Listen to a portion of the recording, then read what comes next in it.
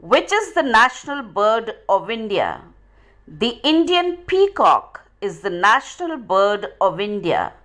This exquisitely beautiful, colorful, magnificent bird was declared the national bird of India on 1st February 1963, and it is also protected under the Wildlife Protection Act of 1972.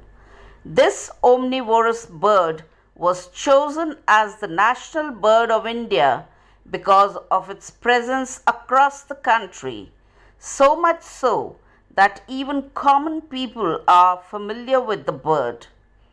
Peacocks are found in very few countries of the world like Sri Lanka, Myanmar, the African continent, and India.